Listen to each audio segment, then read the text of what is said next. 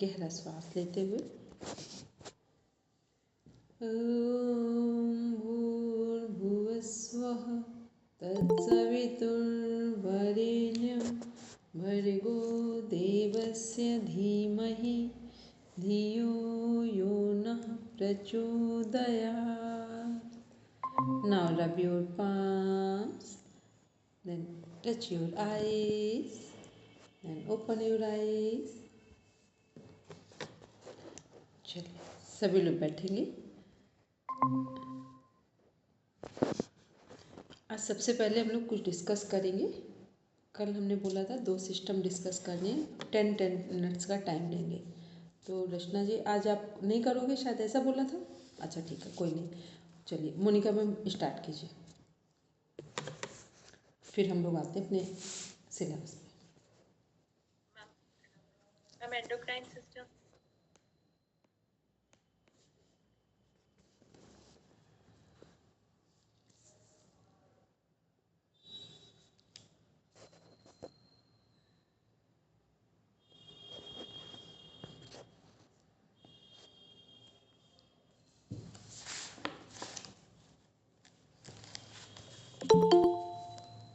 एक minute present करिए, आराम से करिए, तब तक हम देख रहे हैं.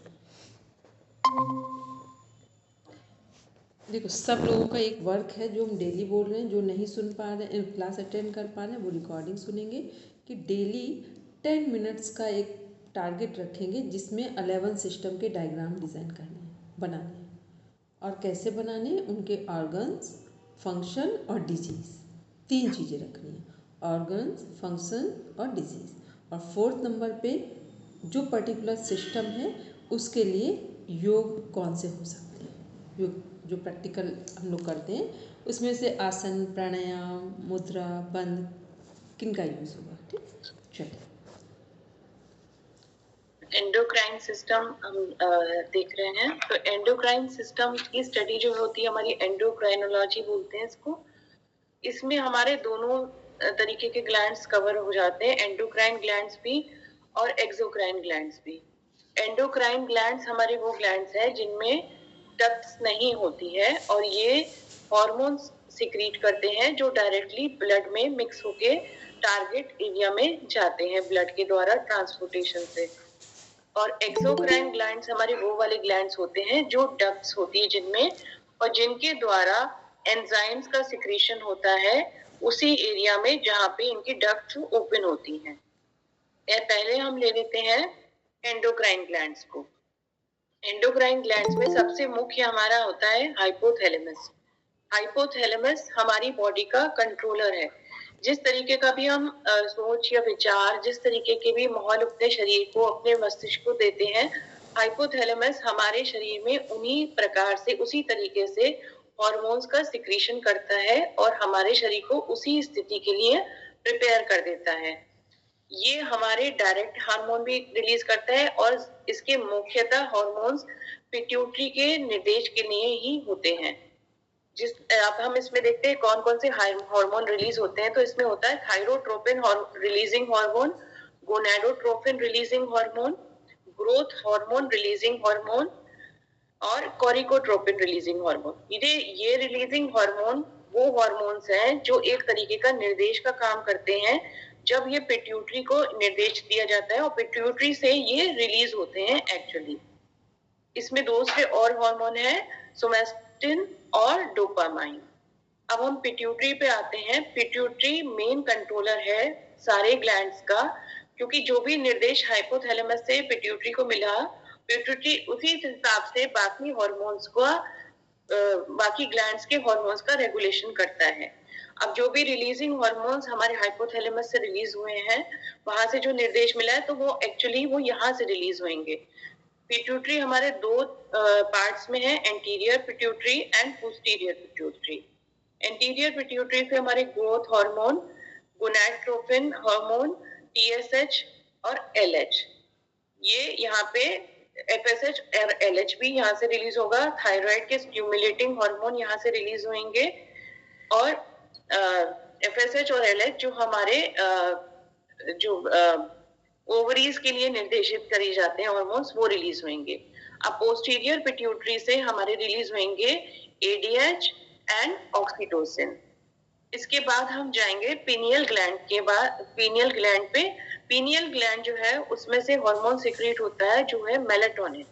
मेलेटोनिन हार्मोन हमारे स्लीप और सोने और जगने के नियम को निर्धारित करता है और ये मेलेटोनिन रिलीज करता है। एक मिनट, ये थोड़ा सा हमारे मोनिका मैम ऊपर करेंगे स्क्रीन को, थोड़ा ऊपर लेंगे, मेलाटोनिन दिखाई नहीं दे रहा अभी।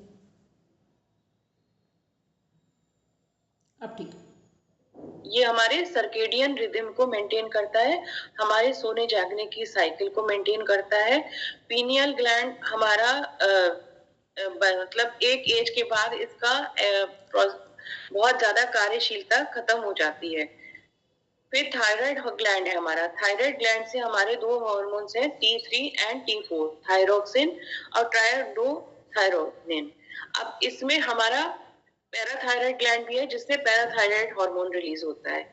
यहाँ पे हमारा कैल्सिटोनिन भी रिलीज होता है जिससे हमारे बॉडी का कैल्शियम का लेवल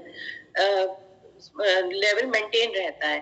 थायराइड ग्लैंड हमारे शरीर का बहुत ही मुख्य ग्लैंड है क्योंकि यहाँ से हमारे जो हार्मोन रिलीज होते हैं वो हमारे मेटाबॉलिज्म, हमारी ग्रोथ, हमारे कैल्शियम के लेवल को, सभी चीजों को रेगुलेट करते हैं। थायराइड लेवल का जरा भी अगर लेवल कम हो जाए या ज्यादा हो जाए तो हमें कम लेवल पे हाइपोथायरॉयडिज्म हो जाता है और ज्यादा रिलीज हो जाए हमारा थायराइड ग्लैंड। ये हमारा ज्यादातर कई बार ऑटो इम्यून डिसऑर्डर की वजह से होता है जिसमें कि थायराइड ग्लैंड्स में ऑटो इम्यून डिसऑर्डर में वो ग्लैंड्स अधिक सक्रिय हो जाते हैं और उसकी वजह से हाइपरथायरॉयडिज्म की समस्या हो जाती है जिसमें बार बार मुंह सूखता रहता है, प्यास लगती है, वेट भी कम हो जाता है और बहुत अति मतलब एक्टिवनेस रहती है हमेशा। तो वो ये हमारे इसके डिसऑर्डर्स हो गए थायराइड ग्लैंड के। पैराथायराइड ग्लैंड अगर हमारा फंक्शन नहीं करता है तो हमारी बॉडी का कैल्शियम का लेवल, हम कितना भी कैल्शियम भी ले रहे हैं तो भी वो बॉडी हमारी एब्जॉर्ब नहीं कर पाती है और हमारे ब्लड में जब कैल्शियम की देखी जाती है लेवल तो हमेशा कम ही आता है उसमें। थाइमस ग्लैंड हम इसके बाद देख रहे हैं। थाइमस ग्लैंड से हमारा थाइमोसिन हार्मोन रिलीज होता है। ये हमारे टी सेल्स की मैच्योरेशन के लिए जरूरी है, ये उसमें कार्य करता है और हमारी इम्यूनिटी को मेंटेन करने का एक सेंटर है ये। फिर हमारे पास हम जाते हैं एड्रीनल ग्लैंड्स। एड्रीनल ग्लैंड्स हमारे किडनीज में लोकेटेड हैं, इनको एड्रीनल कॉर्टेक्स बोलते हैं। अब इसमें से जो हार्मोन है एक स्टेरॉइड हार्मोन होता है, नेचुरल स्टेरॉइड हार्मोन जो हमारी बॉडी का है वो है कॉर्टिसोल। कॉर्टिसोल हमारी बॉडी को एक तैयार करता है, जैसे कोई भी खतरा अगर हमारे पास आया तो हमारे पास वो शरीर हाइपोथैलेमस पे गया, बॉडी को माइंड के द्वारा उसने माहौल अपना ऐसा सक्रिय किया, हाइपोथैलेमस ने अपने बॉडी का इस तरीके से मैकेनिज्म बनाया खतरा देख के कि कॉर्टिसोल का रिलीज होने लगा ज्यादा, तो ये यहाँ से एड्रीनल ग्लैंड से रिलीज होगा। तो ये हमारे एक तरीके से डिफेंस का काम करने लगता है, जैसे कि हमें लगता है कि कोई खतरा है तो अपने आप को उसके लिए प्रिपेयर करने लगते हैं। मगर यही जब कॉर्टिसोल हर समय ही सक्रिय रहता है तो ये हमारे लिए नुकसान देने लगता है, हमारे हाई ब्लड प्रेशर का कारण बनता है और हमारी मसल वीकनेस का कारण बनता है। इसके द्वारा हमारी बॉडी की पल्स रेट ज्यादा हो सकती है। यहाँ से हमारे एंड्रोजन्स भी रिलीज होते हैं। एक और हार्मोन है हमारा एड्रीनल ग्लैंड्स का, एपिनेफ्राइन, और जिसको नॉन एड्रेनालिन बोलते हैं। ये एक तरीके से हमारा बैलेंस मैकेनिज्म का काम करता है यहाँ पे। अब हम देखेंगे इसमें पैनक्रियाज ग्लैंड। पैनक्रियाज ग्लैंड जैसे कि हमने शुरू में देखा था, एक्सोक्राइन ग्लैंड भी है। एक्सोक्राइन ग्लैंड वो है जो डक्ट्स के साथ है। पैनक्रियाज दोनों तरीके से कार्य करता है, ये एक्सोक्राइन भी है और ये एंडोक्राइन भी है। एक्सोक्राइन के ग्लैंड की तरह ये जब हमारे स्टमक में रिलीज करता है लाइपेज, अमाइलेज, ये जो एंजाइम्स है ये डक्ट्स के द्वारा वहां पे पाचन के लिए रिलीज होती हैं। और एंडोक्राइन वे में यहाँ पे आइसलेट्स ऑफ लैंगरहैंस होती हैं। लैंगरहैंस के नाम से यहाँ पे प्रदीपिकाएं हैं जिनमें हमारे बीटा सेल्स हैं, अल्फा सेल्स हैं और डेल्टा सेल्स हैं। बीटा सेल्स हमारे इंसुलिन का सिक्रीशन करते हैं और अल्फा सेल्स हमारे ग्लूकागोन का सिक्रीशन करते हैं। ये इंसुलिन हमारी बॉडी में ब्लड शुगर लेवल को मेंटेन करने के लिए आवश्यक होता है।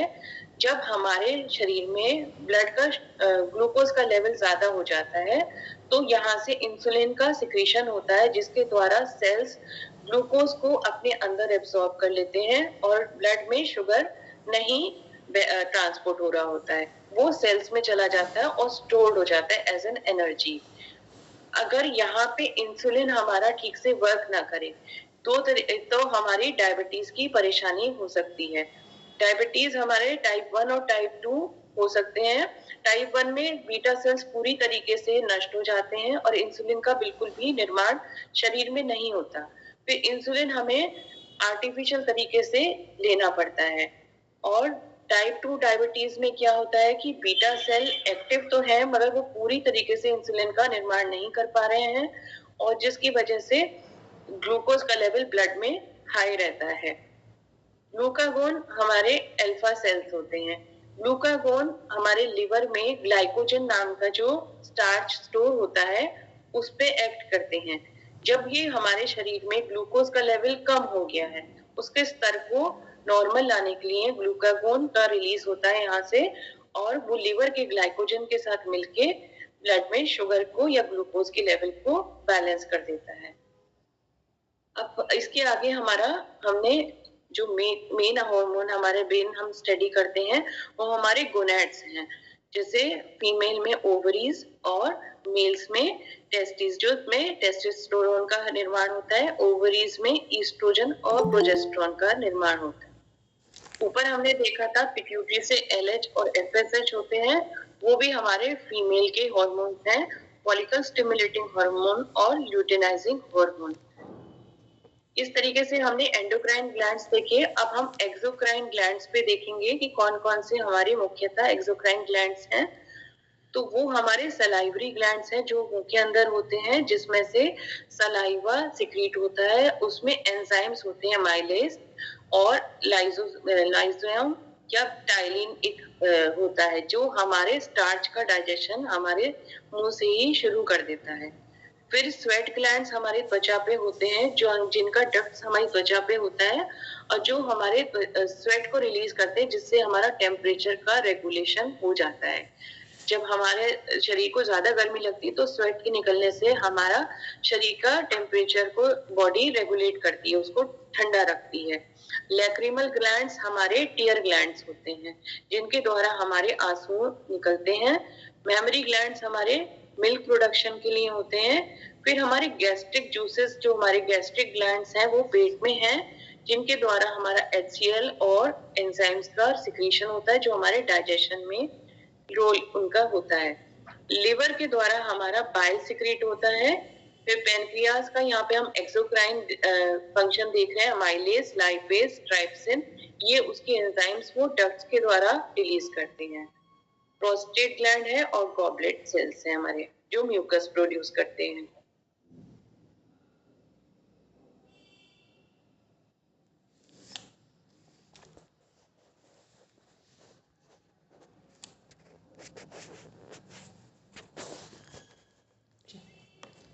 अभी हम लोगों ने एक रिवीजन लिया कि जो हमारी ग्लैंड्स हैं उनके बारे में। यदि वन वर्ड में हम लोग एक आंसर पूछें कि एंडोक्राइन ग्लैंड्स और एक्सोक्राइन ग्लैंड्स, एंडोक्राइन ग्लैंड्स किसका सिक्रेशन करेंगे और एक्सोक्राइन किसका सिक्रेशन करेंगे, बोलेंगे रचना जी?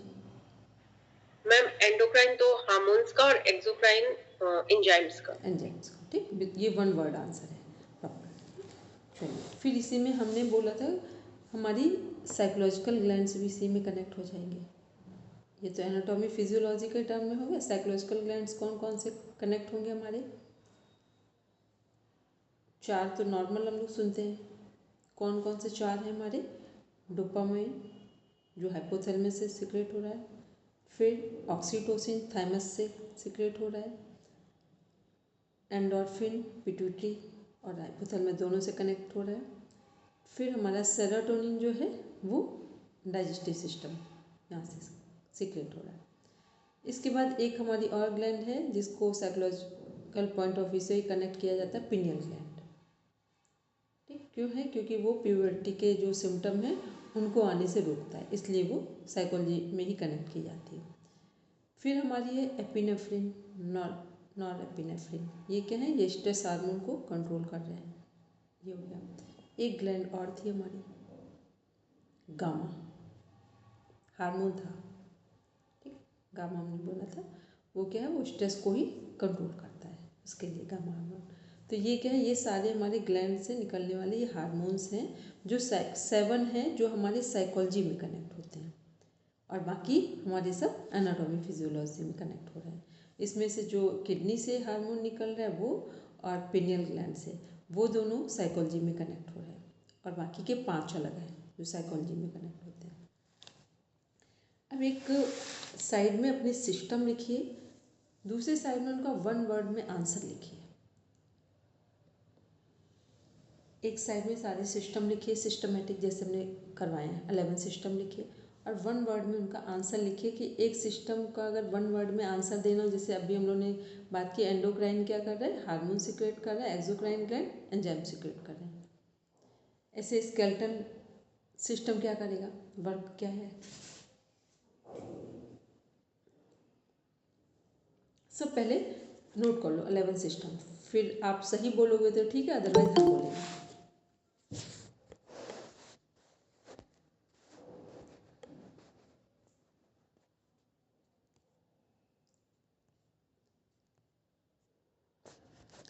एक साइड पूरा सिस्टम सिस्टमेटिक अरेंज करिए।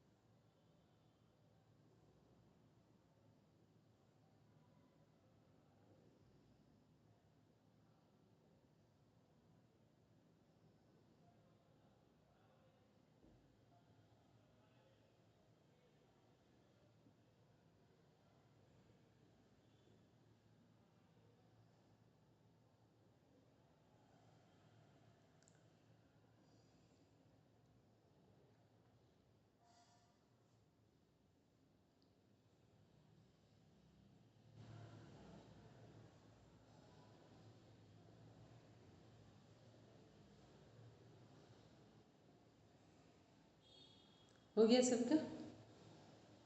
चलिए, स्केलेटन सिस्टम में लिखेंगे support and protection, support and protection. Muscular में लिखेंगे movement and flexibility.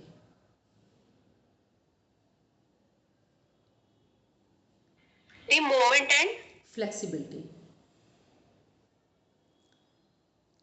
Skin system में क्या लिखेंगे? ब्यूटिफिकेशन। स्किन में लिखेंगे protection from outside.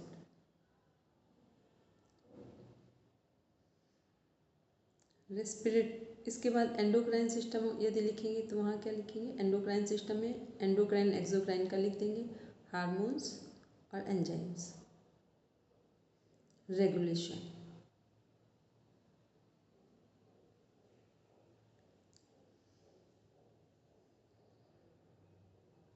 Nervous system control and coordination.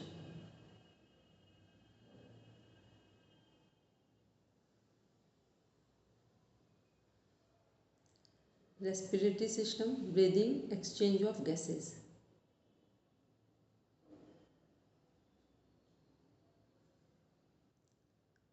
Circulatory system transport of blood.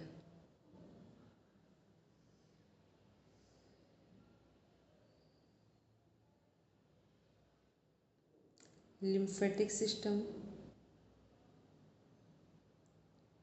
recover immunity.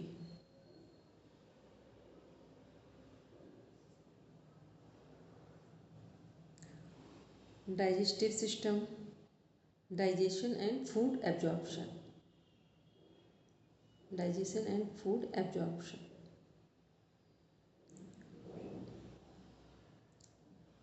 Excretory system, waste removal. Excretory system, waste removal. Reproductive system, reproduction. ये one word answer. अब हम लोग एक बार syllabus open करेंगे। Unit 6।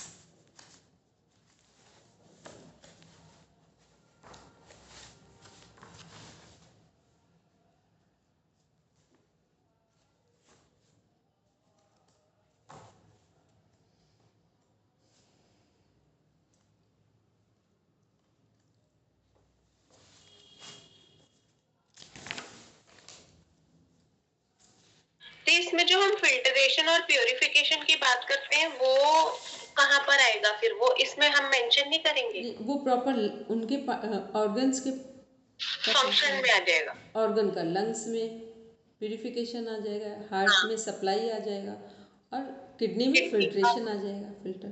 ठीक है, ये हम लोगों ने सिस्टम का वन वर्ड आंसर दिया है।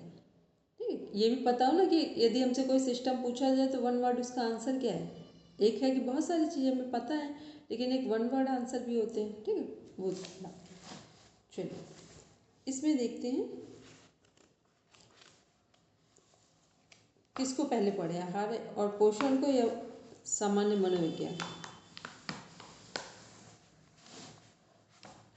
मैम डाइट पढ़ा दीजिए क्योंकि वो साइकोलॉजी से थोड़ी इजी है, तो तब तक हमें ये भी इसको और पक्का करने का टाइम भी मिल जाएगा।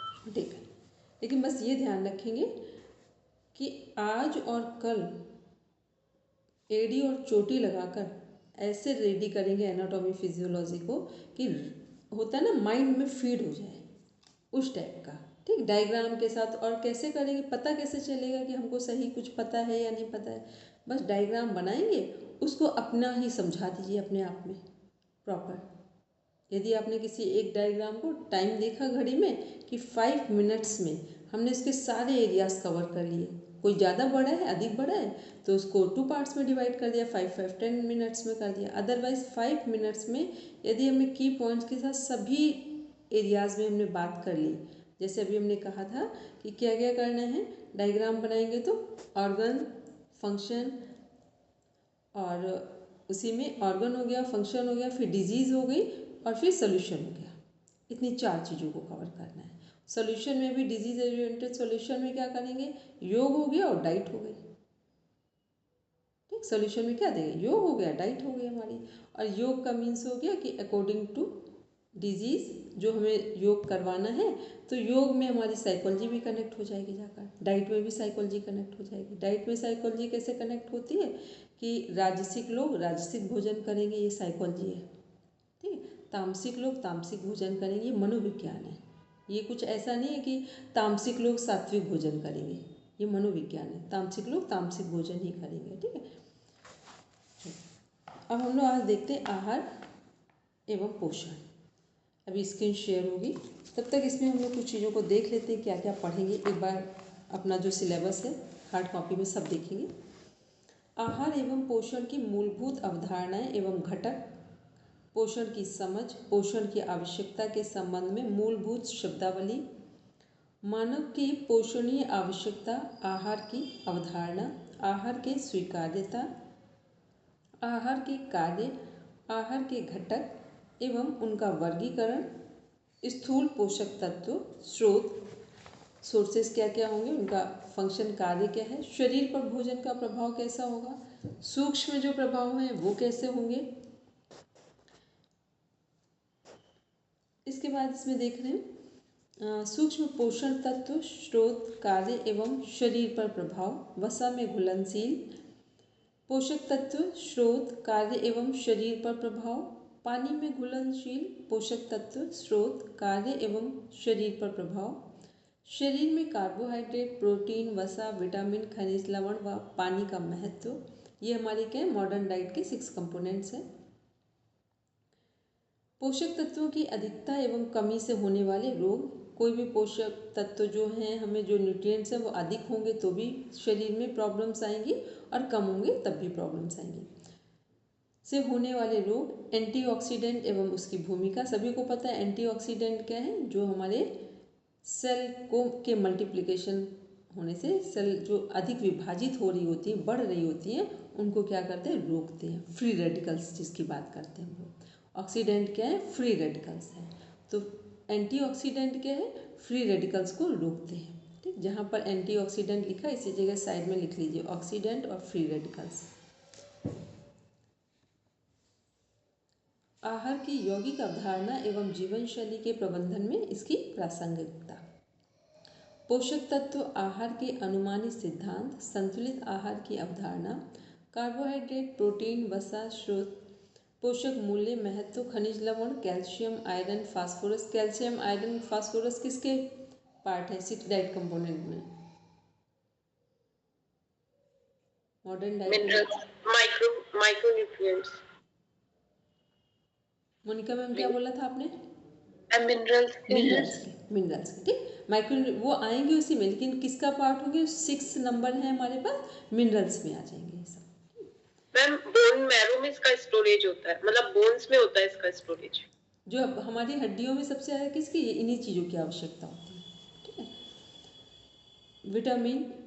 विटामिन स्रोत, भूमिका, आवश्यकता। खाद्य समूह के अनाज एवं तृणधान्य, चयन, तैयारी एवं पोषक मूल्य।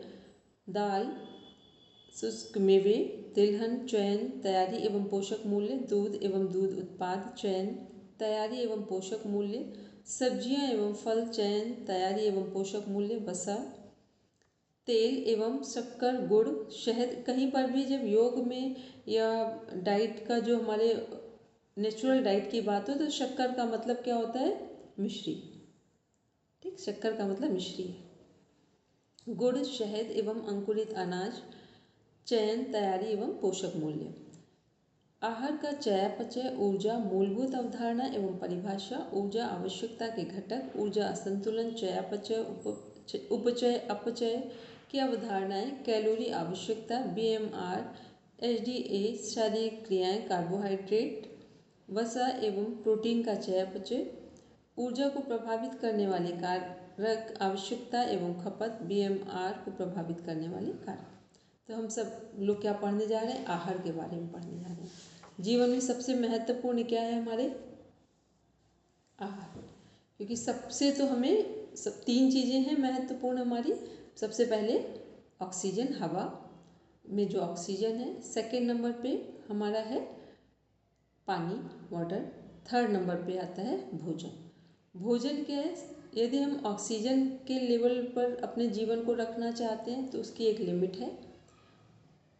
पानी के लेवल पर अपने जीवन को रखना चाहते हैं उसकी भी एक लिमिट है। ठीक, लेकिन जब भोजन की बात आती है तो इसको, भोजन का अर्थ हुआ कि भोजन जब हम लेंगे तो हमें पूर्ण जो संतुष्टि बोलते हैं, पूर्ण तृप्ति बोलते हैं, मतलब पूर्ण विकास हो रहा है भोजन से।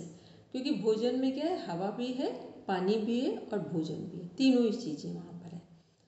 तो आहार एवं पोषण में जो स्क्रीन में हमारे शेयर हो रहे हैं, स्वास्थ्य संरक्षण एवं अनुशासन के 2 पक्ष माने गए हैं। उसमें है आहार और विहार। और पूरा जीवन हमारा इन दोनों पर ही काम करता है, आहार और विहार में। किसी के व्यक्तित्व को देखना हो तो कैसे उसके व्यक्तित्व की जानकारी ले सकते हैं कि उसका ऐसा व्यक्तित्व क्यों है। यदि अभी प्रेजेंट में देखें ऐसा उसका व्यक्तित्व क्यों है, तो हम कैसे समझ पाएंगे कि उसका आहार और विहार कैसा है।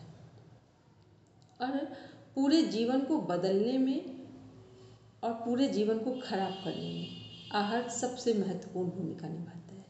यदि हमें अपने जीवन को बदलना है तो योग के पॉइंट ऑफ व्यू से देखें तो आहार ही महत्वपूर्ण भूमिका रोल प्ले करेगा, निभाएगा। और यदि हमें अपने जीवन को डिस्टर्ब करना है, कई बार आपके जीवन में हम लोगों को कुछ समझ ना आए तो समझ लेना कहीं ना कहीं जो भोजन हम ले रहे हैं वो सही तरीके से आ नहीं रहा है। या तो वो आने में कुछ प्रॉब्लम हो रही है धन के, या तो फिर बनाने में कुछ प्रॉब्लम हो रही है, या तो फिर खाने में प्रॉब्लम हो रही है। कुछ ना कुछ डिस्टर्बेंसेस होंगे तभी हमारा बार बार मन परेशान होगा, निर्णय नहीं आएंगे, स्वास्थ्य ठीक नहीं रहेगा। ये सब कुछ आहार पर डिपेंड करता है। तो हमारे जो आहार और विहार, आहार का मीन्स हो गया जो हम भोजन लेते हैं, विहार का मीन्स हो गया जैसा हमारी दिनचर्या है। तो दिनचर्या पर ही हमारा आहार डिपेंड करेगा और आहार पर ही हमारी दिनचर्या डिपेंड करेगी। दोनों एक दूसरे के क्या हैं, पूरक हैं। आहार के अंतर्गत ज्ञानेंद्रियों का स्वादन आता है। तो विहार के अंतर्गत दिनचर्या, जीवनचर्या, योग, व्यायाम तथा अन्य कार्य आते हैं। ज्ञानेंद्रियों द्वारा रसों का आस्वादन लेने को ही आहार कहते हैं। लेकिन ये कौन सी ज्ञानेंद्रियां हैं जिनके द्वारा रसों का हम स्वाद ले पाएंगे? जब हमारी ज्ञानेंद्रियों में एक जो हमारी उभय इंद्रिय है, जो मन है, वो जुड़ेगा। वो यदि इन 5 ज्ञानेंद्रियों के साथ कनेक्ट नहीं होगा तो हम किसी भी भोजन का आनंद नहीं ले पाएंगे। एक कान का भी भोजन है, अच्छे मेलोडी सॉन्ग, मंत्र, एक कान का भोजन है सत्संग। नाक का भी भोजन है, अच्छी सुगंध युक्त भोजन, फूलों की खुशबू, जहाँ कहीं भी जो हमारे मन को प्रसन्न कर दे, ऐसी जो जहाँ से भी खुशबू आ रही है वो हमारे नाक का भोजन है। फिर ऐसे ही हमारे वाणी का भी भोजन है। वाणी से हम 2 कार्य लेते हैं, एक बोलने का और एक खाने का। यदि हम अच्छा बोलते हैं तो भी हमारी वाणी तृप्त हो जाती है, जीभ का कार्य लगभग पूरा हो जाता है। और अच्छे ढंग से हमने भोजन को चबाकर खाया है तो वो हमारे मन को संतुष्ट कर देगा। स्किन क्या है? स्किन हमें, यदि हम कैसे वातावरण में रह रहे हैं, वो स्किन का भोजन है कि हमने सही वातावरण में रह रहे हैं तो स्किन हमें प्रोटेक्शन दे रही है, स्किन को कोई तकलीफ नहीं हो रही है। तो ये क्या है, हमारी 5 जो ज्ञानेंद्रियां हैं वो हमारा जब मन उनके साथ कनेक्ट होगा तब इनको अपने भोजन का स्वाद मिलेगा। पंडित श्री राम शर्मा आचार्य जी के अनुसार जिसके द्वारा शरीर की वृद्धि होती है, शरीर की क्षीणता, दुर्बलता दूर होती है, वह आहार कहलाता है। आहार, फूड, भोजन, डाइट तथा पोषण, न्यूट्रिएंट्स समानार्थी शब्द माने जाते हैं, किंतु इनके अर्थ तथा व्याख्या भिन्न भिन्न हैं, जो निम्न प्रकार के हैं। आहार क्या है? जैसा खाएं अन्न वैसा बने मन। जीवन धारण, प्राण धारण करने के लिए ग्रहण किए गए जो द्रव्य पदार्थ हैं वो सब आहार कहलाते हैं।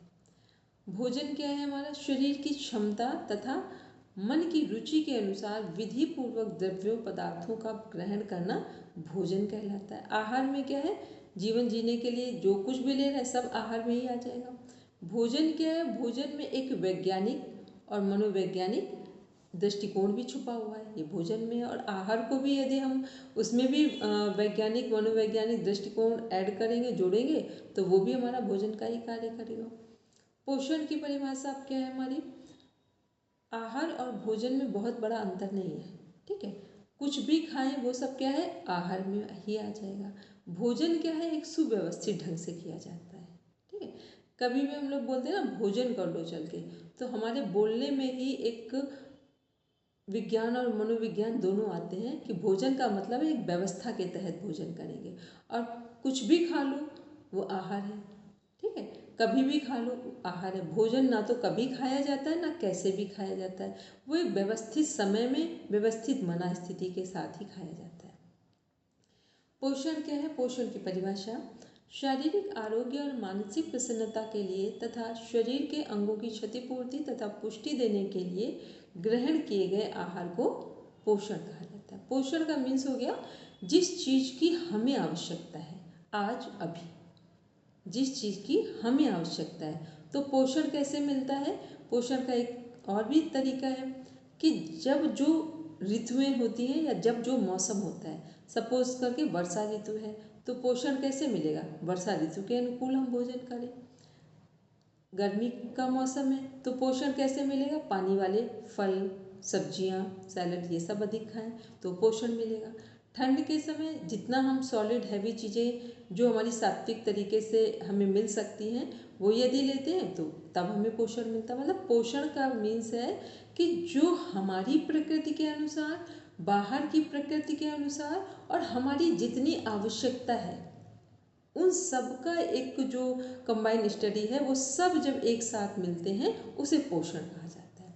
पोषण का मतलब एक ही घर में दो बच्चे हैं, लेकिन एक ही समय पर एक को वो चीज़ नहीं देनी है या कम देनी है, दूसरे बच्चे को पर्याप्त देनी है। तो इसका मतलब अगर किसी बच्चे का प्रोटीन बहुत कम है तो हम प्रोटीन वाली चीज़ उसको अधिक देंगे, किसी का कैल्शियम बहुत कम है तो देंगे तो सब कुछ, लेकिन कम और ज़्यादा मात्रा में कर देंगे, क्योंकि जिसको जितने पोषण की आवश्यकता है वैसे उसकी मात्रा को घटाएंगे और बढ़ाएंगे।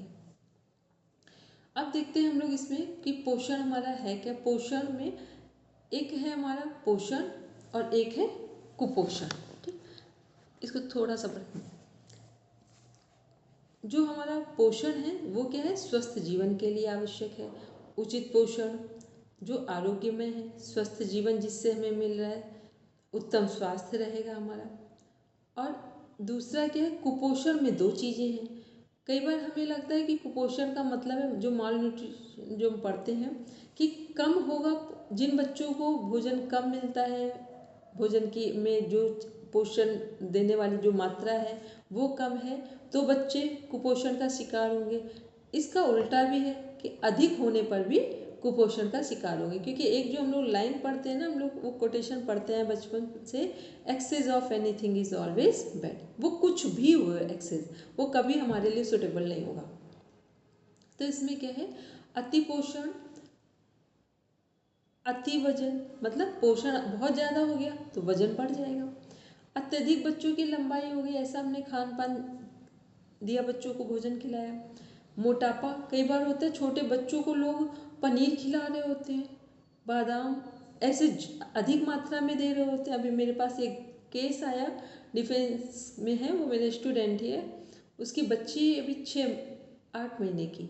वो उसने बताया दीदी उसको कुछ भी कर रहे हैं और लेकिन उसका लूज मोशन बंद नहीं हो रहे हैं, डिफेंस में डॉक्टर्स को दिखा रहे हैं, कुछ पता नहीं चल रहा है। हमने उसको एक बार उसने किया, दूसरी बार उसने फिर हमको बड़ा सीरियस मोड पे किया, दीदी हमको समझ नहीं आ रहा है। तो हमने कहा एक बार ये बताओ जरा उसकी वो बोलो, उसको क्या खिलाते हो सुबह से रात तक। फिर उसने जब हमको डाइट बताई तो उसने बताया कि उसको काजू बादाम पिस्ता जितने सारी चीज़ें हो सकती हैं, ड्राई फ्रूट्स वाली, घी भी उसको दिया जा रहा है, पनीर के टुकड़े भी दिए जा रहे हैं उसको डालकर, मतलब ऐसी हैवी डाइट। हमने कहा ये बताओ ये अर्पित किसने सिखाई थी डाइट। नहीं दीदी इसलिए ना ताकि उसका स्वास्थ्य अच्छा रहे। तो हमने कहा अपने मन से सब स्वास्थ्य समझ लिया। एक बच्चे का लीवर कितना सॉफ्ट होता है इसलिए उसको दूध दिया जा रहा है, फिर उसके बाद बहुत होता है लिक्विड में दलिया या दाल का पानी दिया जा रहा है, चावल का जो एक होता है बॉयल करके उसको जिसे बोलते हैं माड़ बोलते हैं हिंदी में, इंग्लिश में क्या बोलते हैं नहीं पता, वो देते हैं। फिर उसको जैसे ही हमने कहा कि इसका सब बंद कर दो एक तरफ से, बस उसको हल्का सा दलिया दो सब्जी डालकर सब बंद करो, और या मूंग की दाल का पानी दो। 15 दिन तब हुए जब वो ठीक हो गए एकदम सही। तो ये क्या है कि हम कई बार होता है कि हमारे पास ईश्वर ने बहुत सुविधाएं दे रखी, तो हमें लगता है अब सब बच्चों को खिला देना है। अरे बच्चों को खिलाने से बच्चों का पोषण नहीं होता है, बच्चा किस उम्र में है उसको क्या दिया जाना ये पता होना चाहिए, तब उसका पोषण होगा।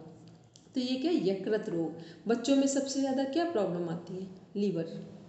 सबसे ज़्यादा बच्चों में क्या है, एक लीवर की समस्या आती है और एक कफ की समस्या आती है, दो समस्याएं होती हैं बच्चों में। फिर गुर्दे का रोग, किडनी की समस्या, उच्च रक्तचाप, सिर दर्द, चिड़चिड़ापन, ये सब जो लोग अधिक डाइट ले रहे हैं और जितना चाहिए उससे अधिक ले रहे हैं और उसके अनुसार अपना कार्य नहीं कर रहे हैं, वहाँ पर ये सब प्रॉब्लम्स आ रही हैं। फिर अब देखते हैं दूसरे साइड जो कुपोषण में, ये तो हमारा अति पोषण में हो गया। अब अल्प पोषण होगा तो क्या होगा, scurvy, beriberi, anaemia, rickets, pellagra, रतौंधी, घेंगा, ये सब देखते हुए जब बाहर हम लोग जाते हैं या पहाड़ी इलाकों के जो बच्चे हैं या कभी बाहर जो बच्चे दिखते हैं वहाँ ये सब प्रॉब्लम्स दिखती हैं, जिनको प्रॉपर तरीके से भोजन में नहीं मिल रहा होता, अधिक मिल गया, कई बार बहुत ज़्यादा भोजन मिल गया, कई बार बिल्कुल नहीं मिला, तो ये सब वहाँ पर अल्प पोषण में प्रॉब्लम्स आती है। तो अल्प पोषण में सबसे अधिक प्रॉब्लम्स कौन कौन सी आती हैं वो देखेंगे, रिकेट्स और एनीमिया, बेरी स्किन वाली प्रॉब्लम्स आती हैं, और माइंड की कि माइंड उनका प्रॉपर वर्किंग में नहीं होता है, ठीक है।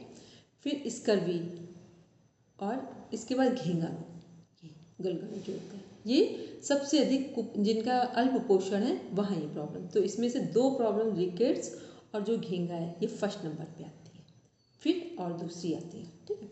चलिए आगे देखिए। अब देखते हैं हम लोग स्वास्थ्य एवं कुपोषण, हेल्थ एवं माल न्यूट्रिशन। स्वास्थ्य क्या है? हेल्थ मीन्स शारीरिक, मानसिक और सामाजिक संतुलन। ये सब क्या है? WHO के अनुसार स्वास्थ्य की परिभाषा में 3 डायमेंशन है। फोर्थ अभी कुछ टाइम पहले ऐड किया गया है, जिसके बिना स्वास्थ्य अधूरा था, इनकम्प्लीट था, वो है हमारा स्पिरिचुअल हेल्थ। कुपोषण में है माल न्यूट्रिशन, पोषक तत्वों की कमी या असंतुलन की उत्पन्न स्थिति कुपोषण है। कुपोषण के प्रकार अभी हमने देखे, अल्प पोषण, अधिक पोषण। अल्प पोषण होगा, अंडर न्यूट्रिशन होंगे वो, तो प्रोटीन, ऊर्जा। कुपोषण, एनीमिया, विटामिन की कमी होगी। अधिक पोषण होगा तो मोटापा, मधुमेह, उच्च रक्तचाप, ये सारे सिम्टम दिखाई देंगे। अब पोषण के जो घटक हैं, कंपोनेंट्स ऑफ न्यूट्रिशन, ये मॉडर्न डाइट के कंपोनेंट्स हम लोग देखने जा रहे हैं। ये किसके कंपोनेंट देख रहे हैं? मॉडर्न डाइट के। तो इसमें सबसे पहले देख रहे हैं कार्बोहाइड्रेट, ऊर्जा का प्रमुख स्रोत है। तो सबसे अधिक कार्बोहाइड्रेट ऊर्जा का प्रमुख स्रोत कैसे है? कितना भी हम लोग थके हों, ऐसा लग रहा हो बस अभी चक्कर आने वाला है, तो सबसे पहले क्या काम करता है? कार्बोहाइड्रेट काम करता है। कार्बोहाइड्रेट में क्या है? जो भी चीज़ें मीठी हो, जिन चीज़ों में मीठापन हो, वो सब कार्बोहाइड्रेट, और कहीं वो अन्न भी हो तो वो सब क्या है? तुरंत हमें एनर्जी देते हैं, ग्लूकोज देते हैं, क्योंकि सबसे पहले हमारी बॉडी को एनर्जी किससे मिलती है? ग्लूकोज से मिलती है। तो ग्लूकोज का काम क्या करते हैं? कार्बोहाइड्रेट से हो जाता है। फिर तो ग्लूकोज क्या करता है? जो हमारे बॉडी की नीड है उसको नॉर्मल करता है, और बॉडी से ब्रेन को कनेक्ट करता है जाकर ग्लूकोज हमारा। और जो सोडियम इसी में एक होता है, जैसे हम लोग जब कोई व्यक्ति बहुत थका होता है या बहुत बाहर से आया है थकान के कारण या धूप के कारण, तो बॉडी को 2 चीज़ों की नीड होती है। किसकी नीड होती है? एक कार्बोहाइड्रेट की और एक सोडियम की। तो हम लोग सबसे अच्छा क्या समझते हैं? कौन सा लिक्विड बना कर देते हैं जो सडन एनर्जी गेन कर ले? नींबू पानी, नींबू और काला नमक, या सिंपल नमक, सेंधा नमक भी हो, और मिश्री। हाँ, मिश्री, चीनी, जो भी हो। जो लोग नहीं जानते वो चीनी यूज़ करते हैं, अदरवाइज मिश्री। तो ये तीनों का जैसे ही घोल दिया जाता है तो ग्लूकोज क्या करता है? हमारे ब्रेन को एनर्जी दे देता है। सोडियम क्या करता है? वो हमारी बॉडी को एनर्जी दे देता है। तो दोनों ही चीज़ें मिलकर हमारी बॉडी को और ब्रेन को एनर्जी दे देते हैं। तो कार्बोहाइड्रेट क्या? ऊर्जा के प्रमुख स्रोत हैं। लेकिन अभी क्या हो रहा है कि कार्बोहाइड्रेट हम लोगों ने क्या कर रखा है? बहुत अधिक मात्रा में ले रहे हैं। तो कार्बोहाइड्रेट बहुत अधिक मात्रा में लेंगे वो भी ठीक नहीं है, क्योंकि कार्बोहाइड्रेट पहले जब लेते थे लोग तो शरीर, क्योंकि कार्बोहाइड्रेट को डाइजेस्ट करने में किसकी आवश्यकता है? कि बॉडी से स्वेटिंग होनी चाहिए। तो अगर वो नहीं हो रही है तो क्या होगा कि फिर कार्बोहाइड्रेट हमें बहुत कम मात्रा में या पर्याप्त मात्रा में लें, अधिक मात्रा में ना लें, इसकी हमें सही से जानकारी होनी चाहिए। फिर है प्रोटीन। प्रोटीन क्या कर रहे हैं? हमारा शरीर की वृद्धि और मरम्मत में सहायक है। जितने भी हमारा बोन का जो स्ट्रक्चर है, जो अपना वर्किंग में आ रहा है, या बच्चों के जो बोन डेवलप हो रहे हैं, जो बच्चे बढ़ रहे हैं अपने टीन एज तक, 18 ईयर्स तक, वहाँ प्रोटीन की सबसे अधिक आवश्यकता है। अभी हम लोगों ने क्या समझ रखा है कि कोई भी समस्या हो, प्रोटीन कम है, किसी भी एज में 70 ईयर्स ओल्ड है उनको भी प्रोटीन की आवश्यकता है। उनको प्रोटीन की आवश्यकता ना के बराबर है, क्योंकि वहाँ पर अब बोन का निर्माण नहीं होना है, बस बोन को ठीक रखना है, बट बोन को में अब कुछ बढ़ना घटना नहीं है, वो जैसी है वो वैसे ही रहेंगी। तो हमें ये पता भी हो कि कार्बोहाइड्रेट कब चाहिए, कितना चाहिए, प्रोटीन की मात्रा, और कहा जाता है यदि हम आयुर्वेद में तो बिल्कुल क्लियर लिखा हुआ है 40 ईयर्स के बाद ऑटोमेटिक प्रोटीन कम कर देना चाहिए। बिल्कुल 10% प्रोटीन लें तभी हम स्वस्थ रह सकते हैं, और अधिक हमने प्रोटीन लिया तो हमारी बॉडी धीरे धीरे करके प्रॉब्लमेटिक मोड में आ जाएगी।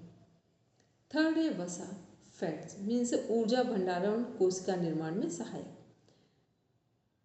तो हमें जो ऊर्जा मिलती है बॉडी को, जो बॉडी मूव करती है, फ्लेक्सिबल मोड में आती है, कुछ भी करने के लिए तैयार होती है, वो सब किसके कारण होती है? वसा के कारण, फैट के कारण। विटामिन हमारे हैं शरीर और जैव रासायनिक क्रियाओं को सुचारू रखने में सहायक। विटामिन अब देख रहे हैं कि जैसे जैसे हम ऊपर से नीचे जो हमारा सीक्वेंस रखा गया है वो किसके आधार पर है कि हमें हमारी मात्रा कम होती जा रही है। जो कुछ भी हम ले रहे हैं सबसे अधिक हम क्या लेते हैं, कार्बोहाइड्रेट, फिर प्रोटीन, फिर वसा, फैट्स, फिर विटामिन्स और कम हो गए, खनिज लवण मिनरल्स और भी कम हो गए हमारे जो हड्डियों, दांतों और मांसपेशियों को मजबूत करने के लिए आवश्यक है। 6 नंबर पे है जल। शरीर में पोषक तत्व के परिवहन और विसरण में मदद करता है। तो जल हमारे शरीर में कितना है, जितना हमारा पृथ्वी है पानी के अंदर, तो वैसे ही हमारा जो जल है, तो जल का परसेंटेज कितना है हमारे शरीर के अंदर, 70% है ना, वो एकदम नॉर्मल। तो इसका अर्थ हुआ कि हम कुछ भी लें, जो कुछ भी खाएंगे, और इसमें यदि जल कम हो जाए, शरीर में जल की कमी हो जाए, वाटर की कमी हो जाए, और हम बहुत अच्छी डाइट ले रहे हैं, तो लगता है बॉडी सर्वाइव करेगी? नहीं करेगी।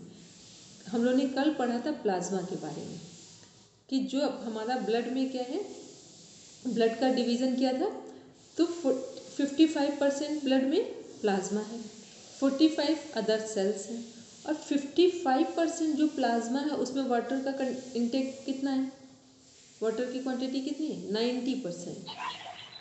अब सोच कर देखें कि जो हमारा 55% प्लाज्मा है उसमें 90% वाटर है वहाँ पर, तो वही हो गया जो हम पूरी बॉडी में 70% देख रहे हैं, मतलब सबसे अधिक क्या है, वाटर। और हमने बात की थी कि यदि हमारी आरबीसी बिल्कुल ठीक काम कर रही है, सही है नंबर्स में, और डब्ल्यूबीसी भी सही है, प्लेटलेट्स भी ठीक है, लेकिन प्लाज्मा कम हो जाए सडन, तो वही होगा कि वहाँ प्लाज्मा यदि कम हो गया तो हमारी कोई भी सेल सर्वाइव नहीं कर पाएंगे। ऐसे ही हमारी बॉडी में अगर पानी कम हो गया 70% से 60-50 में की तरफ जाने लगा, तो हमारे जितने कार्बोहाइड्रेट, प्रोटीन, वसा, विटामिन, मिनरल्स हैं, ये कोई भी प्रॉपर काम नहीं करेंगे। इसलिए पहले हमें बॉडी में किसकी ज़रूरत है, वाटर की पर्याप्त मात्रा में। एक सेल को जीवित रखने के लिए सबसे पहले किसकी नीड है, साइटोप्लाज्म की। उसका यदि साइटोप्लाज्म पर्याप्त है तो हम कह सकते हैं कि एक सेल सर्वाइव कर सकती है।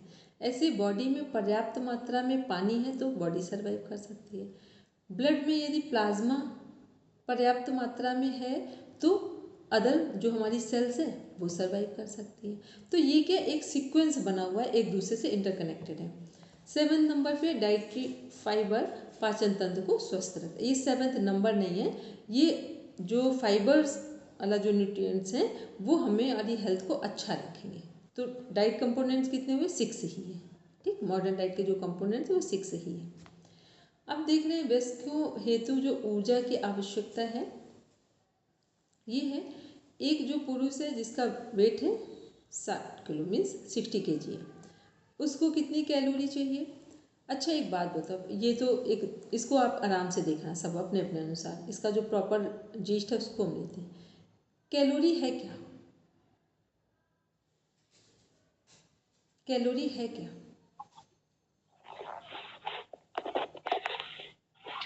दीदी फूड जब हम इनटेक करते हैं तो उससे जो एनर्जी हीट फॉर्म में डेवलप होती है वो उसकी यूनिट वही कैलोरी है। Very good. ठीक है, वो क्या है, वो कैलोरी है। जो कुछ भी हम खाते पीते हैं उसका जो एसेंस पूरा निकल के आता है वो किस यूनिट किस में की जाती, कैलोरी में ही। अब यदि हमें हमारे शरीर हमने जो कुछ भी भोजन किया है और हमें पर्याप्त कैलोरी मिल गई जितना हमें चाहिए हमारे काम के अनुसार, हमारे रहन सहन के अनुसार, हमारी एज के अनुसार और हमारे इन्वायरमेंट के अनुसार। ठीक, कैलोरी कई चीज़ों पर डिपेंड करती है, वो एक बात पर डिपेंड नहीं करती, इसलिए हम इस पॉइंट को यहाँ डिस्कस नहीं कर रहे हैं। ठीक है, कैलोरी किन किन चीज़ों पर डिपेंड करती है हमारी,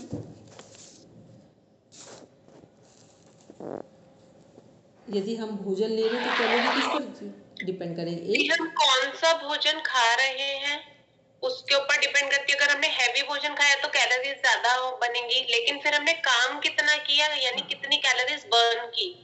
ठीक, तो पहले एक एज फैक्टर होगा, फिर सेकंड हमारा जो वर्किंग एरियाज है, मतलब कार्य क्षमता क्या है, कार्य क्या कर रहे हैं वो हो गया सेकंड। थर्ड इन्वायरमेंट हो गया। ठीक, थर्ड इन्वायरमेंट भी होता है इसमें कि किस कहाँ के लोग हैं जिनको भोजन की अधिक आवश्यकता है, कहाँ ये भी डिपेंड करता है हमारा। ठीक है, फिर 4th नंबर पे क्या होता है, अब मात्रा डिसाइड होती है। ठीक है, तो ये चारों चीज़ें, इसीलिए कैलोरी का जो लोग अचानक से ऐसे डायग्राम बना देते हैं उसको सही नहीं माना जाता है। कैलोरी 4 चीज़ों पर देखकर तब डिसाइड की जाती है। ठीक है, तो ये जब चारों चीज़ें हैं तो हमने क्या देखा कि जो हम भोजन ले रहे हैं उनमें इन चारों को देख लें। तो हमने पहले जो जितनी हमें नीड है उतनी हमने कैलोरी ले ली। ठीक, कैसे पता चलेगा कितनी हमें नीड है? कैसे पता चलेगा कि हमको कितनी नीड है, किस चीज़ की कितनी आवश्यकता है? तभी तो डिसाइड करें कि हमें कितनी कैलोरी मिली है और कितनी हमें बर्न करनी है। मैम एज और एक मिनट, हाँ बोलेंगे बोलेंगे बोलेंगे रचना। मैम एज और बीएमआई देखेंगे। वेरी गुड, एज देखेंगे और बीएमआई देखेंगे। बीएमआई क्या है कि सॉरी हाइट देखेंगे और बीएमआई देखेंगे। हाइट के अकॉर्डिंग सबसे पहले हमने तो यही डिसाइड कर लिया, एक नॉर्मल जो हमारा रेशियो है कि हाइट के अकॉर्डिंग अंडर वेट है या ओवर वेट है या नॉर्मल है। पहले तो एक छोटा सा फार्मूला हमने यूज़ किया। फिर सेकेंडरी हम क्या देखेंगे? मैम उसका प्रोफेशन क्या है? अगर कोई मजदूर है, लेबर क्लास है, तो उसको कार्ब्स ज्यादा चाहिए, और कोई साइंटिस्ट है तो उसको प्रोटीन एंड फैट इतना चाहिए कि वो प्रॉपर प्रोटीन फैट ने उसको विटामिन सबसे विटामिन ज्यादा और मिनरल्स चाहिए। विटामिन और मिनरल्स चाहिए उसको। मिनरल्स चाहिए। माइंड के लिए विटामिन और मिनरल्स चाहिए हमको अधिक। ठीक है, हाँ ये पूरा। और जो लोग बहुत ज़्यादा परिश्रम करते हैं उनको कार्बोहाइड्रेट, प्रोटीन और वसा तीनों चाहिए। ठीक, उनको तीनों चाहिए क्योंकि उनकी स्वेटिंग भी बॉडी से होगी। ठीक है, और जितना ज़्यादा स्वेटिंग होगी इतनी जल्दी कैलोरी उनकी बर्न कर जाएगी। ठीक है, तो उनको उसकी नीड है। मान लो हमें अपना चेक करना, तो कैसे डिसाइड करेंगे? इसीलिए तो पढ़ रहे हैं हम लोग आहार। इसलिए नहीं पढ़ रहे हैं कि हम लोग बस एग्ज़ाम दे के आ जाएंगे, पहले अपने लिए पढ़ रहे हैं हम लोग। आहार से हम लोग कैसे डिसाइड करेंगे कि हमें क्या चाहिए? चलो अपना अपना जल्दी जल्दी से बोलेंगे। मैम अपनी दिनचर्या देखेंगे कि कितना समय मानसिक श्रम में जा रहा है, कितना शारीरिक में जा रहा है, तो बीएमआई वगैरह सब निकाली, उसके बाद वो देखा। और फिर देखेंगे कि सात्विक आहार चाहिए तो उसमें क्या क्या इंक्लूड है, प्लस मैं क्या डाइजेस्ट कर पा रही हूँ, मेरी प्रकृति क्या है। अगर मेरी कफ प्रकृति है तो मैं बहुत ज्यादा ड्राई फ्रूट्स डाइजेस्ट नहीं कर पाऊंगी, तो मुझे वो कम लेने हैं, मिल्क प्रोडक्ट्स बिल्कुल नहीं लेने हैं। तो उस अकॉर्डिंग अपना डाइट चार्ट बनाएंगे। उसमें समय का भी ध्यान रखेंगे कि जैसे 6 से 10 के बीच में दूध बिल्कुल नहीं लेना है, दही नहीं लेना है कभी भी। इस तरह से डिसाइड करेंगे अपना। ठीक है, पर कैसे पता चलेगा कि मेरी डाइट ठीक है जी? कैसे पता मैम चलेगा? वो तो बॉडी से, मतलब अगर मेडिसिन नहीं ले रहे हैं, मानसिक रूप से प्रसन्न है, कोई बीमारियां नहीं आ रही है, सेटिस्फाइड है, हमेशा फिट फील करते हैं, एनर्जेटिक फील करते हैं, तो इट मींस सही डाइट है।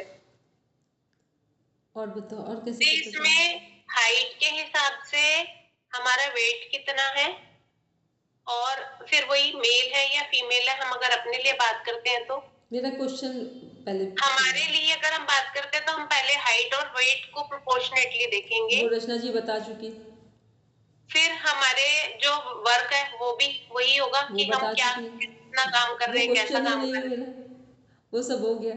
हमने क्वेश्चन अपने लिए, क्योंकि हम सब लोग पूरी दुनिया की बात कर लेते नहीं, हैं, हम अपने अपनी लिए बातें बात आती करेंगे तो जब हमें पढ़ाई करनी है तो हमें हल्का और सात्विक भोजन लेना है, ताकि मेरा क्वेश्चन सुनिए फिर से। हमने क्वेश्चन क्या पूछा है? हमने कहा कैसे पता चलेगा कि हमारी डाइट ठीक है? ये क्वेश्चन है मेरा। बोलिए मोनिका, सब लोग ध्यान से क्वेश्चन सुनकर बोलिए बोलिए।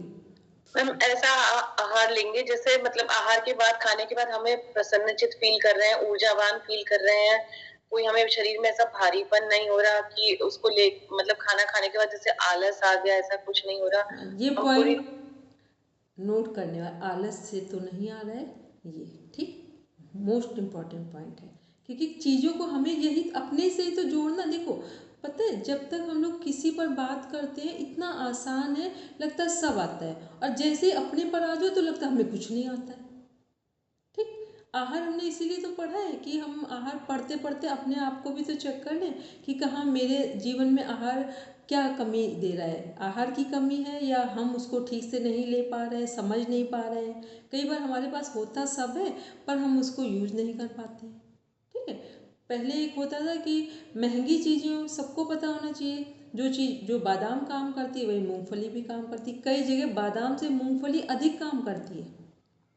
ठीक है, तो ये क्या है कि हमें जितनी सारी चीज़ें उठा लो, आंवला one of the best medicine है यदि हम डेली ले रहे हैं। ठीक, हमारा जो क्वेश्चन था उसमें से थोड़ा सा मोनिका मैम ने एक दो पॉइंट उन्होंने लिए, मोनिका मैम ने लिए, रचना जी ने लिए। अभी पूरा क्वेश्चन का आंसर नहीं आया। हमने कहा कि हमारी डाइट ठीक है तो हमारे अंदर क्या चेंजेस दिखेंगे, ये क्वेश्चन है मेरा। दीदी बैलेंस डाइट और भूख लगने पर लेंगे तो मतलब जब ये नहीं ओवर फीडिंग करें अपने आप में, हमें लेने से ये पता चल जाता है कि अगर जैसे हम ओवर फीडिंग में अपना एग्जांपल बता रही हूँ, जैसे ज्यादा खाने से वही आलस आएगा, तो हमें अपने समय पर और बैलेंस डाइट लेनी पड़ेगी एज के अकॉर्डिंग, अपनी और वर्क के अकॉर्डिंग। अब हम जो बोलेंगे उसको लिख लेना। ठीक, हमारा स्वास्थ्य कैसे पता चलता है? हमारा 1 से 2 मिनट में पेट साफ हो जाए पूरी तरीके से। ठीक, स्वास्थ्य यहाँ से पता चलता है कि हम स्वस्थ हैं कि नहीं।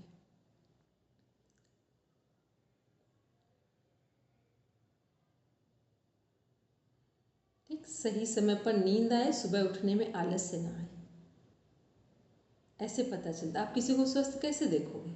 ऐसे ही तो देखोगे। ठीक, तीसरा, कोई भी चैलेंज आए विद इन 24 आवर्स में हम उसको फेस करने के लिए पॉजिटिव मैनर में रेडी हो जाए।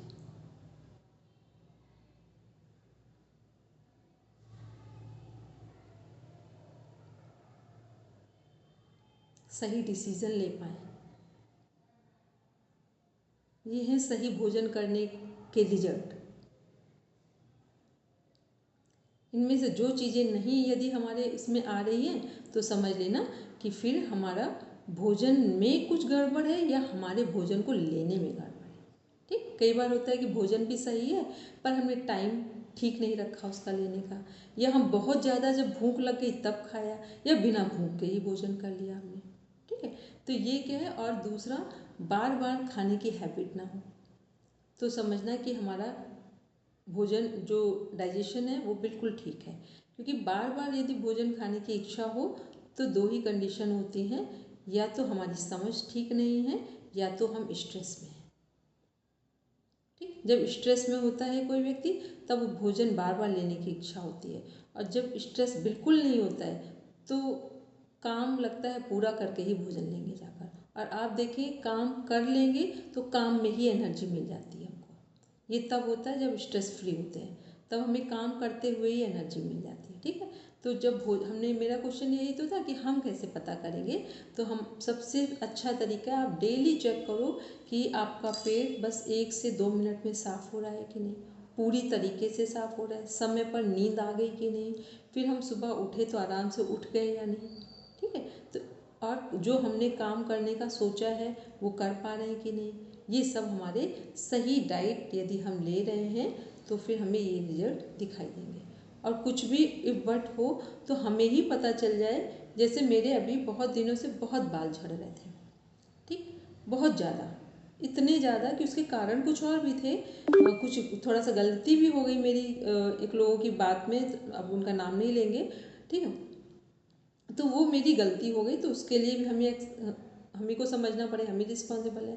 लेकिन हमें ये समझ में आया कि इस बीच हम बहुत परेशान भी थे, बहुत परेशान थे। परेशान वैसे नहीं थे लेकिन थे कुछ चीज़ों को लेकर ऐसी जो ठीक नहीं लग रही थी, एक्सेप्ट नहीं कर पा रहे थे, ऐसी चीज़ों से परेशान थे। और जब जब आपके बाल बहुत झड़े तो समझ लेना बहुत ज़्यादा आप स्ट्रेस में गए। भले ही वो स्ट्रेस आपको किसी लेन देन पर आधारित नहीं है, लेकिन वो कुछ आपको ट्रिगर दे रहा है इनडायरेक्ट, तो वो क्या होगा, सारे हार्मोन्स को गड़बड़ कर दे रहा है। दूसरा क्या है कि जबकि हम एक बात का पूरा ध्यान रख रहे हैं इतने दिनों में, क्योंकि हमको एक चीज़ समझ में आती, सुबह बस आप नहा के आओ, सबसे पहले जीभ जरूर देख लो आकर। हम हमेशा बोलते हैं नहा कर आओ, नहाने के बाद पहला काम करना अपनी टंग को देख लो आकर, तो कम से कम एक अपने आप में अलार्म आ जाता है कि हमारा पेट ठीक है कि नहीं ठीक है। तो आज का जो भोजन है हम ठीक कर लेंगे। यदि हमें लग रहा कुछ लेयर्स आ रहे हैं तो हम आज हल्का कुछ लेंगे, मूंग की दाल का पानी लेंगे, कोई फ्रूट्स लेंगे, या नींबू शहद ले लेंगे या गुनगुना पानी ले लेंगे, कुछ भी लेंगे, क्योंकि आज हमें कल सुबह जब आएगी तो पेट ठीक होना चाहिए मेरा। इतना ध्यान रखने के बावजूद हमने इस चीज़ को फेस किया। तो ये हम आपको बता रहे हैं कि हमें खुद में क्लियर होना चाहिए कि हमारी डाइट में कौन सा। दूसरा एक और क्या चीज़ मेरे इसमें कमी थी कि हमने आंवला कम से कम 6 महीने से बंद कर रखा था। और आंवला आप बराबर लेते रहें तो कभी भी बड़े से बड़ा स्ट्रेस भी आ जाए आपके बाल कभी नहीं झड़ सकते। और आंवला पहले तो स्ट्रेस को आने ही नहीं देता है, ठीक है। वो चाहे सूखा ले और चाहे जब सीजन में आ रहा तो 2 आंवले का लेना ही लेना है। वो डेली लेंगे तो इम्यूनिटी को सही रखे, फिर जब लगे कि मौसम नहीं है तो फिर आंवले का पाउडर ले लीजिए, पानी में डिप कर दीजिए, थोड़ी देर बाद उसे पानी से ले लीजिए। तो ये क्या कुछ चीज़ें हमें पता होने, यदि आपके जीभ में कोई लेयर्स नहीं आ रही हैं, आप डेली चेक कर रहे हैं, आप देख लेंगे कि आपको शरीर में कहीं ना शरीर में प्रॉब्लम होगी ना मन में प्रॉब्लम होगी। और होगी भी तो वो आपके अवेयरनेस में होगी। और अवेयरनेस में जो प्रॉब्लम्स होती हैं वो उतना प्रॉब्लम नहीं होती, उतनी बड़ी प्रॉब्लम नहीं होती जितना हम अनअवेयर में जी रहे होते हैं। होता है ना कि हमें पता ही नहीं, हम कहेंगे हम परेशान हैं पर हमें पता ही नहीं क्यों परेशान है। ये सबसे बड़ी प्रॉब्लम है। कम से कम इतना तो पता हो हम परेशान हैं तो क्यों परेशान है। तो ये अभी हमने जो क्वेश्चन मेरा था कि हम कैसे चेक करेंगे, मान लो कुछ हमारी आईज़ में थोड़ी सी कोई वीकनेस हो रही है। हम जब ग्रेजुएशन में पढ़ते थे मेरी आईज़ में इतनी प्रॉब्लम्स आ रही थी, ऐसा लग रहा था कि चश्मा लग जाएगा और दिखाई नहीं दे रहा, बहुत धुंधला, हमें कुछ समझ नहीं आता था। बस एक लोगों ने हमको बोला त्राटक करो, फिर गुरुजी के यहाँ देखा। उसका नतीजा ये हो गया कि आज तक इतना सारा हमने वर्क किया होगा पढ़ने का, लैपटॉप में 100 घंटे खर्च किए होंगे ऐसे कंटिन्यूटी में कर करके, उसके बावजूद चश्मा नहीं लगा। ठीक, क्योंकि जैसे ही आपको चीज़ें पता चलती हैं कि इसका सोल्यूशन क्या हो सकता है तो आप उसके लिए अवेयर हो जाते हो। आपको लग रहा है कि मेरे लंग्स में कुछ दिक्कत आ रही है, आप बिल्कुल आराम से डीप ब्रीदिंग करना स्टार्ट कर दो और नॉस्ट्रिल में इतना ऑयल डालो कि पूरे लंग्स जो हैं वहाँ पर एक लुब्रिकेशन आ जाए सारे पार्ट्स में। आप देखेंगे धीरे धीरे, चाहे वो जितनी सीवियर मोड में रेस्पिरेटरी सिस्टम में कोई प्रॉब्लम हो, नॉर्मल आ जाएगी। हार्ट में लग रहा है बहुत समस्या फील हो रही है, डेली हम लोग देखते करते हैं कि कुछ लग रहा है, बहुत भयभीत हो रहा है मेरा मन, बहुत कभी भी लगे कि हार्ट में कुछ भय वाली चीज़ें आपके जीवन में बहुत आ रही हैं, अपना जो टिबिया फिबुला वाला जो नीचे वाला पार्ट है उसको अच्छे से दबाइए। आप जिस समय दबा रहे होंगे विदिन 10 मिनट्स में ही आपका डर जो है, भय है, वो दूर हो जाएगा। क्योंकि ये चीज़ें हम लोग नहीं करते हैं, फिर हम ये भी कर रहे हैं, ये भी कर रहे हैं, क्योंकि खाने के साथ हमारे शरीर में कौन सा पार्ट है, कौन सा ऑर्गन से जो लग रहा है प्रॉपर वर्किंग में नहीं है, तो उसके लिए थोड़ा सा अपने आप में देख लो। और ज़्यादा नहीं समझ में आया तो अपनी मुट्ठी को कम से कम 20-20 बार बंद कर दो, खोल दो, तो सारे ऑर्गन्स हैं सब एक्टिवेट हो जाएंगे। मान लो नहीं कर पा रहे अभी तो बैठ के लेट के इतना तो कर ही सकते हैं। तो ये क्या है, ये अपने आप को डेली चेक करने का तरीका है कि हम सबसे अच्छा क्या कर सकते हैं अपने आप को हेल्दी रखने के लिए। ठीक, चलिए। तो ये हम किसके बारे में पढ़ रहे थे, अभी मॉडर्न डाइट के जो कंपोनेंट्स थे उनको देख रहे थे कि मॉडर्न डाइट बोलेंगे सीमा में। दीदी हम मेरे को एक क्वेश्चन था, बार बार स्ट्राइक होता है कि हमें अपनी डेली लाइफ में सेंधा नमक यूज करना चाहिए, जो मार्केट में आयोडाइज सॉल्ट होता है वो यूज करना चाहिए। सेंधा नमक सबसे अच्छा है, ठीक है, उससे डेली कर सकते हैं, मतलब लाइफ लॉन्ग डेली, क्योंकि कई लोग इसको अपोजिशन करते हैं कि नहीं एकदम उस पर डिपेंड नहीं होना चाहिए, तो मैंने आपसे पूछूंगा। सेंधा नमक एक हल्का नमक है, ठीक है, हाँ, और वो इतना उसमें जो पोषक तत्व हैं वो इतने अधिक हैं कि उसमें कुछ ऐसा है नहीं। वो तो क्या होता है लोगों को पता नहीं होता है, तो वो कभी कहेंगे ऐसा करो ऐसा। सेंधा नमक आयुर्वेद में डाइट जो है ना, आयुर्वेद की सबसे अच्छी डाइट है। उसमें आप कभी देखोगे सेंधा नमक, मिश्री, गुड़, उसमें जो कंपोनेंट दिए ना वहीं पर लिखा हुआ है कि यदि आप आंवले का डेली यूज़ कर रहे हैं तो कैसे अपने, और जितना हम लोग किचन देखते हैं अपने, अभी हम लोगों ने बाहर से गरम मसाले शुरू कर दिए, नहीं तो पहले क्या होता था, काली मिर्च, लौंग, तेज पत्ता, दालचीनी और जायफल, ये सब क्या होते थे घर की किचन में होते थे, वही सूखा कर गरम मसाले बनाए गए और कभी उनकी ज़रूरत पड़ी तो सूखा भी उनसे को यूज़ किया गया। ठीक है, तो ये सब क्या, ये सब औषधियाँ हैं हमारी आयुर्वेद में, तो जो पूरे हमारा एक सिस्टम को ठीक रखते हैं। हल्दी क्या है, हल्दी डेली क्यों दी जाती है? एक तो एंटीबायोटिक। हमारा एंटीबायोटिक है, एंटी प्लस में जो हल्दी है वो हमारा स्टार में किसको स्ट्रॉन्ग करता है? जो गुरु है, ठीक है, जुपिटर है, उसको स्ट्रॉन्ग रखता है। जुपिटर का मीन्स क्या होता है? बुद्धि नियंत्रण में रहेगी। जुपिटर जिसका भी स्ट्रॉन्ग होगा, बुरी से बुरी परिस्थिति आ जाए गलत निर्णय नहीं लेगा, ठीक, गलत काम करने को तैयार नहीं हो। ये नहीं कि आज हमारे पास बहुत किसी चीज़ की समस्या हो गई तो कुछ भी शॉर्टकट अपना ले। जुपिटर अच्छा होगा तो कभी नहीं कर सकते आप ऐसा, ठीक। तो ये क्या है, सारे हमारे जो ये चीज़ें हैं वो सब हमारे स्टार्स को स्ट्रॉन्ग करती हैं। तो अब हम लोग ने अभी देखा, तो अब अपना अपना जो ये डाइट वाला पढ़ेंगे, अपना एक कॉर्नर बनाएंगे कि हमारे लिए क्या अच्छा है और हम कैसे हेल्दी रहेंगे, और जो जो चीज़ें हमारे अंदर लैकिंग दिख रही हैं तो हमारे डाइट में क्या कम है, या तो हम डाइट में ठीक नहीं ले रहे हैं, या तो डाइट ऐसी उपलब्ध नहीं है। मतलब उपलब्ध नहीं है तो उपलब्ध करेंगे, और यदि हम ठीक से ले नहीं रहे हैं तो उसको पर्याप्त मात्रा में लेंगे, ठीक है। बोलेंगे हिमांशु?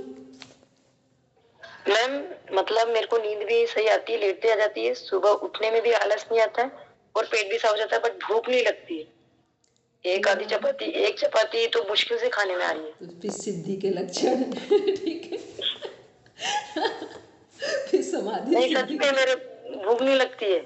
नहीं, आपने हमको जो चीज़ें बताई थी हिमांशु, उनके कारण जब हमें कहीं से कोई सेटिस्फेक्शन फील होने लगता है, कहीं और से हमें सेटिस्फेक्शन के रास्ते मिल जाते हैं तो हमारी भूख कम हो जाती है। लेकिन फिर भी इतना करना कि भूख भले ही रोटी कम खाओ, उससे कोई मैटर नहीं करता है, तो फिर उसकी जगह पर कुछ जो आंवला है या जो च्यवनप्राश है, ऐसी चीज़ें लो जो हमारे सारी चीज़ों को कंप्लीट कर दे, ठीक है।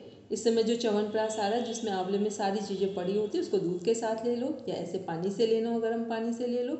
और कुछ चीज़ें जैसे घी होता है, यदि देशी घी मिल जाए, जिनको लगता है डाइट मेरी बहुत कम है, वो आराम से गर्म पानी में 1 चम्मच देशी घी डालो और उसमें थोड़ा सा सेंधा नमक डालो, उसको पी जाओ, बस पूरी एनर्जी बॉडी को मिलेगी और किसी भी चीज़ की कमी नहीं होगी शरीर में, किसी भी चीज़ की, ना उसमें कफ की प्रॉब्लम आएगी, पूरा लिब्रिकेशन जो है वो बनेगा, वो लंग्स के लिए भी स्ट्रॉन्ग फीलिंग आएगी, पूरी बॉडी के लिए, हार्ट के लिए, लंग्स, लिवर, बढ़िया सब के लिए रहेगी।